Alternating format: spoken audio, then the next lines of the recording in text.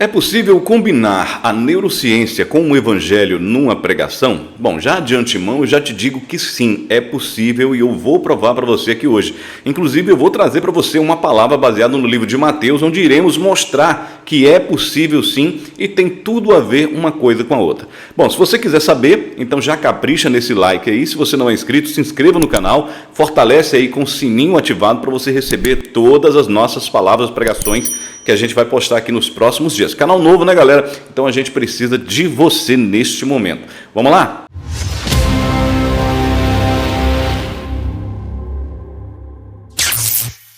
Antes de mais nada, eu preciso me apresentar. Me chamo Dean Nonato, eu sou jornalista com 25 anos de experiência nessa área e também, claro, psicoterapeuta clínico, neuropsicanalista, coach, analista comportamental das microexpressões faciais e corporais. Sou formado pelo maior perito comportamental da América Latina, que é o Vitor Santos, lá do canal Metaforando. Enfim, galera, a gente tem aí uma gama de, uma caminhada boa nessa área aí comportamental.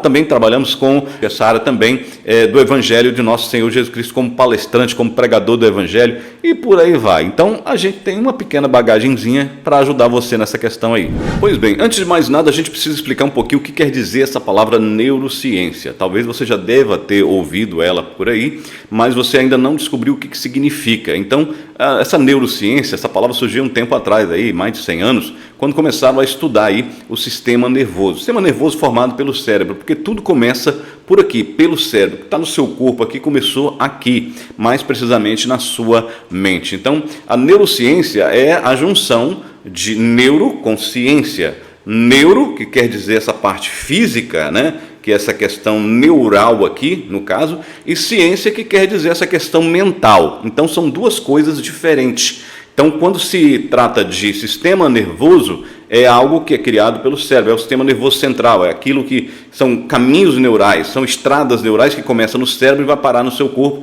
de onde o nosso cérebro envia para o nosso corpo os comandos, é por ali que passa. E quando se fala de ciência, está falando aí da nossa mente, essa parte de subconsciente, essa parte de inconsciente, essa parte da mente num todo, em geral, né? Tem um fator crítico também, a gente explica isso num outro vídeo. Então, quando se fala de neurociência, então se trata de algo que está ligando o corpo e a mente. E quando nós falamos nessa questão do evangelho, eu diria que sim, é possível, não misturar, mas é possível fazer ali uma junção poderosa quando você vai trabalhar a mente da pessoa, trabalhar a alma, diga-se de passagem, né? E também essa questão física. Por quê? Porque quando você se entrega ao Evangelho, quando você aceita Jesus, você está falando para o seu cérebro que você quer uma transformação, não uma mudança, porque uma transformação é diferente de mudança. Quando você aceita Jesus, baseado na neurociência, você está dizendo para o seu corpo, para o seu cérebro, olha, a partir de hoje eu quero que o meu corpo haja dessa seguinte forma agora. Então, é diferente a transformação para a mudança. A mudança, ela vem de fora para dentro. A transformação vem de dentro para fora. Nunca se esqueça disso, eu vou repetir. Mudança é algo superficial, é de fora para dentro. Já a transformação, ela vem de dentro para fora. Por exemplo, se eu dar um exemplo na Bíblia, as talhas, onde Jesus transformou a água em vinho. Ele chegou no casamento, todo mundo conhece a história, e naquilo que ele chegou no casamento, de repente o vinho acabou, a mãe dele chegou e falou, meu filho, a parada é o seguinte, acabou o vinho ali, e ele falou, mas mulher, o que eu tenho contigo? Ainda não chegou a minha hora. Aí, quando chegou a hora de Jesus, ele falou, olha, vocês todos aí que eu estou vendo que acabou o vinho aí, ô cambada de garçom, vai lá e enche aquelas talhas de água. As talhas, todo mundo sabe, servia para purificação, para lavar as mãos, lavar os pés, quando se entrava na casa de uma pessoa, num determinado local, num cerimonial. Ele mandou, enche lá, não precisa nem fazer nada, não, só pega e enche. O que aconteceu? De repente, quando encheu, ele mandou que as pessoas pegassem aquele vinho, né, que já não era mais água, e servisse. Mas peraí, como assim?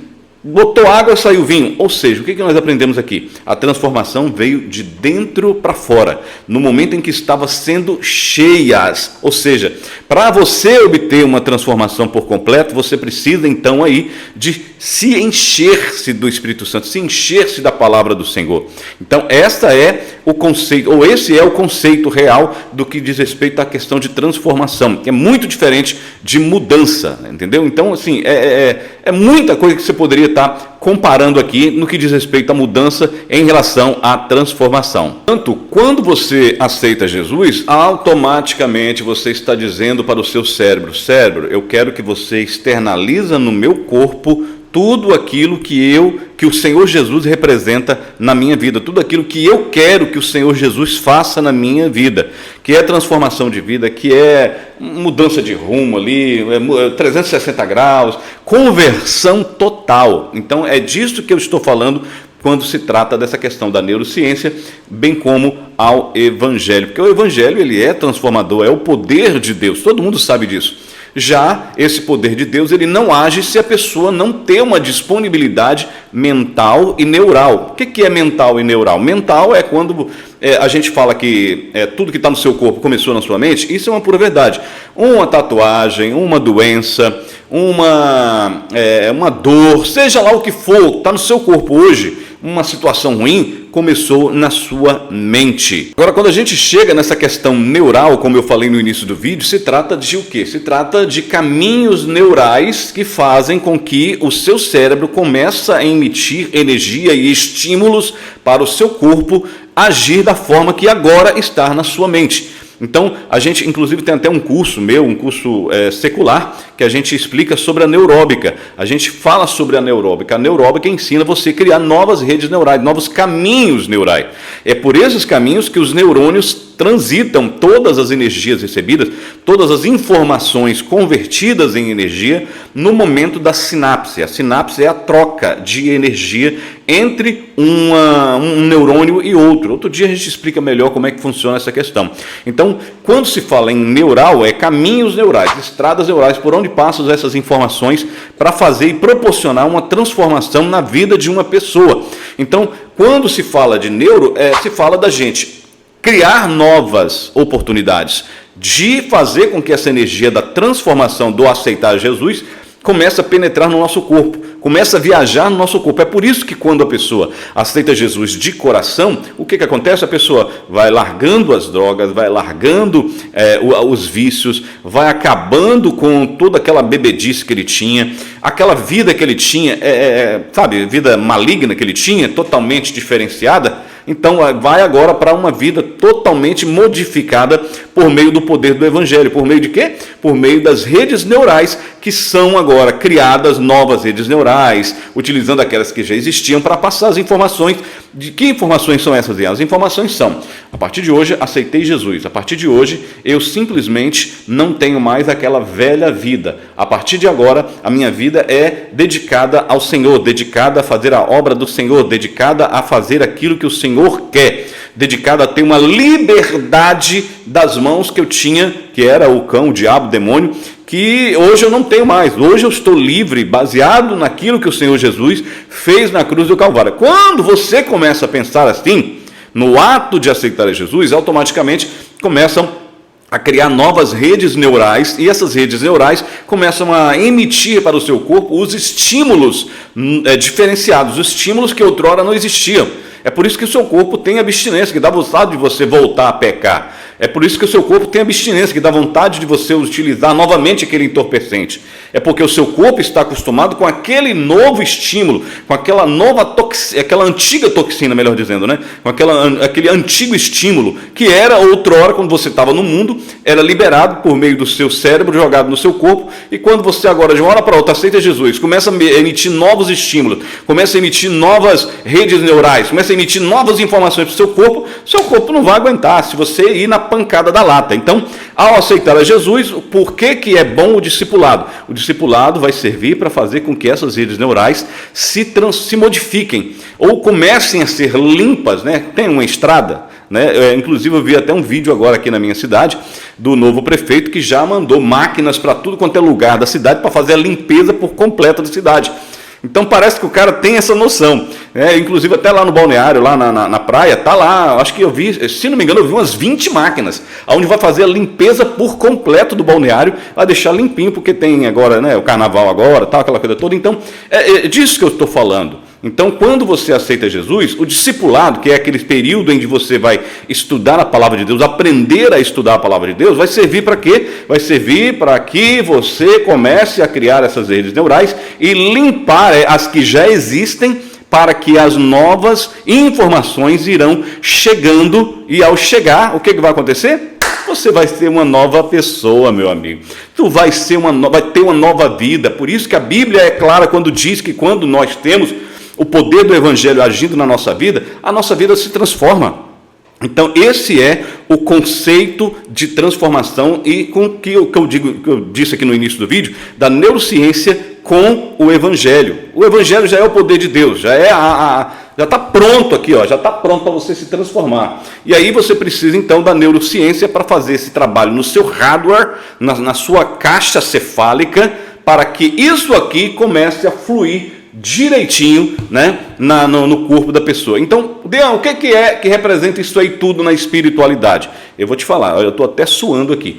Isso tudo aqui que eu acabei de falar que representa na nossa espiritualidade é o poder do Espírito Santo. Quando você falar do poder do Espírito Santo, é dessa exata forma que ele vai agir para fazer com que a palavra de Deus possa fluir na nossa vida, no nosso coração, no nosso corpo e ao nosso redor.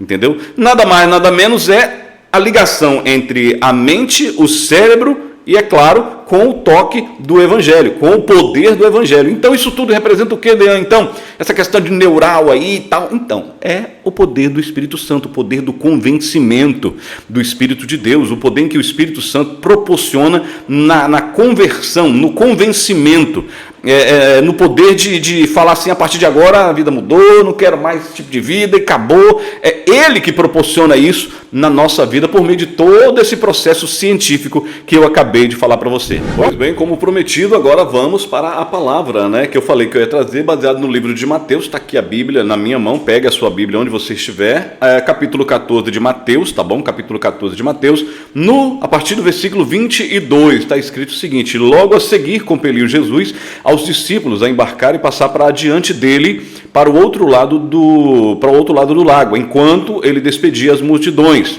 E, despedida as multidões, subiu ao monte a fim de orar sozinho. Em caindo a tarde, e lá estava ele sozinho. 24 diz o seguinte: entretanto, o barco já estava longe, a muitos estádios de terra, açoitados pelas ondas, porque o vento era contrário. 25, na quarta vigília da noite, foi Jesus ter com os discípulos, andando por cima do mar. 26, e os discípulos, ao verem-no andando sobre as águas, ficaram aterrados ou aterrorizados e exclamaram: é um fantasma! E todos, tomados de medo, gritaram. Mas Jesus imediatamente lhes falou: tende bom ânimo, sou eu, não tem mais. 28, respondeu-lhe Pedro, olha só, respondendo-lhe Pedro, disse: se és tu, Senhor, manda-me ir ter contigo por sobre as águas. Então disse Jesus: vem. Pedro, descendo do barco, andou por sobre as águas e foi ter com Jesus. E o 30 diz o seguinte: reparando, porém, as forças do vento, teve medo e, começando a submergir, gritou: salva-me, Senhor! E prontamente Jesus, estendendo suas mãos, tomou-o e disse: homem de pequena fé, por que duvidaste? Bom, tem muitas formas de você pegar e falar sobre o que está escrito aqui. Tem muitas formas, mas se você pegar e utilizar a neurociência para você falar com uma pessoa, através aqui desse episódio, onde Jesus começou a andar por cima das águas, para quem é coach evangélico, para quem utiliza esse tipo de acontecimento numa palestra, para você edificar as pessoas, você precisa analisar vários pontos do que está aqui nessa palavra, entendeu? Eles foram sozinhos, Jesus falou: vocês vão, porque eu vou ficar aqui e vou despedir esse povo aqui. Só que Jesus não falou para eles que iria orar. Jesus falou: vou despedir essa multidão. Jesus lá decidiu assim, olha, já que eu estou aqui, então eu vou orar sozinho aqui. E ele foi lá orar sozinho e tal, aquela coisa toda. E a Bíblia diz que no cair da tarde ele estava lá, era de manhã, e ainda está no finalzinho da tarde, ele ainda estava lá. E as ondas começou a ser mais fortezinhas e foi açoitando, batendo. A Bíblia diz que batia no barco e empurrava ele para alto mar. E o que a Bíblia relata aqui? Só para você entender, que de uma hora para outra eles acordaram no barco, falei, mas olha, nós estamos longe, e agora como é que a gente vai buscar o mestre? De uma hora para outra eles olharam para o longe e viram que vinha alguém andando em cima da água. Eles não tinham experiência nenhuma de alguém andando por cima da água. E de repente o que aconteceu? Eles gritaram, é um fantasma, não sei o quê, papapá, aquela coisa toda. Até então eles não tinham noção do que realmente era, então para eles era um fantasma, mais que judeu não acreditava em fantasma. E aí Jesus simplesmente pensou da seguinte forma, eu vou falar que sou eu logo, para que eles possam ficar um pouco mais tranquilos, não é verdade? Só que no meio dessas pessoas, tem sempre aquela pessoa que se desponta. Tinham 12 pessoas ali naquele barco. Tem sempre um ou dois que se despontam mais, eles querem buscar mais, eles conseguem ter a sua mente mais aberta para eles experimentarem o que... Para Pedro, não foi somente ele ver e falar, então tá bom, Jesus, beleza, o senhor falou que é o senhor, valeu, mestre, então beleza, chega aí que a gente vai pegar o senhor e vai botar aqui dentro. Não, ele falou, peraí, se é o senhor mesmo, então eu quero ir aí. O que na minha humilde concepção, Pedro pensou naquele momento? Peraí, o cara está andando por cima da água. É possível isso? Peraí, Jesus, já sei que é o senhor, mas fala o seguinte, se for o senhor mesmo, me fala para eu ir até o senhor. Jesus simplesmente não quis, antes de mais nada, buscar ali calcular o método, a forma, a hipotenusa, para que Pedro pudesse... Pedro, para você pisar na água, você precisa primeiro pisar a ponta do pé, o calcanhar. Não, Jesus não falou nada disso. Jesus conhecia tanto o potencial daqueles caras, principalmente de Pedro, que Jesus falou o quê? Vem. Não, Jesus não calculou nada para Pedro fazer. Pedro, eu é porque eu sou Deus, você ainda é humano, você vai fazer dessa forma. Não, Jesus falou, apenas vem. Tu está entendendo o potencial que uma pessoa tem?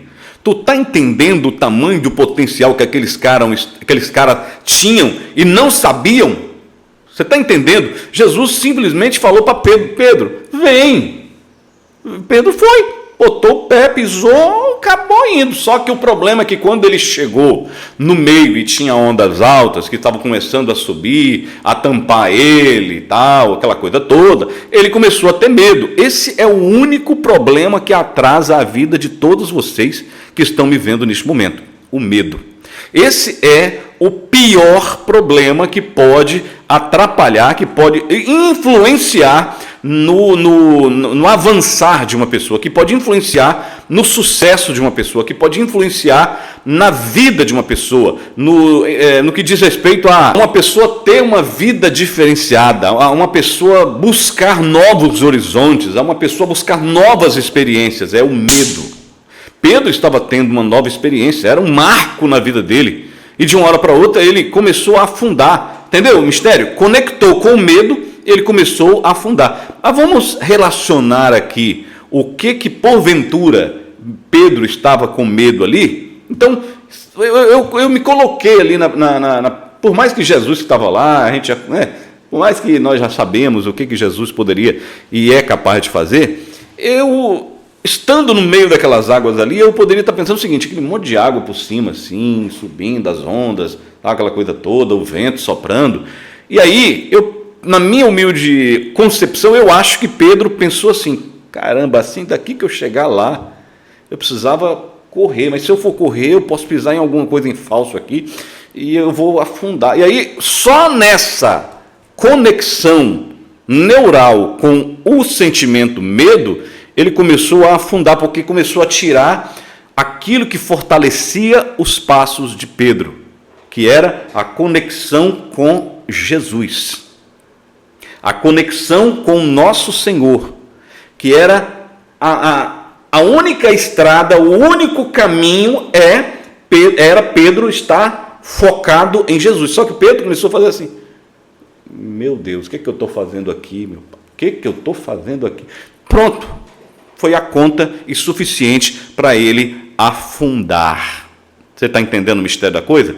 E ele confia, acreditava tanto que era Jesus ali, que ele não estava nem muito preocupado se era ou se não era Jesus, mas ele queria saber se ele podia pisar. Você está entendendo? Isso é Pedro, esse negócio de Pedro. Isso é você, que às vezes você tem ali um ápice de coragem e quer saber se aquilo é possível para você. É lógico que é. Ter uma vida diferenciada financeiramente é possível para você. Ter aquela empresa que você sempre quis é possível para você. Ter aquele casamento que você tanto sonhou é possível para você. Ter aquele namoro, aquela mulher, aquele esposo, aquela esposa, aquele cargo na igreja, ter uma vida diferenciada, sim, é possível para você. Mas Dean, vem medo, vem, o medo serve para mostrar para você se você vai ser ou não capaz de administrar o que vai vir pela frente. E deixa eu dar uma luz aqui no que diz respeito ao medo. Medo, todo mundo sabe, o medo é um sentimento. Entenda isso aqui de uma vez por todas para a gente concluir o vídeo aqui. O medo é um sentimento e todo sentimento é uma energia magnética.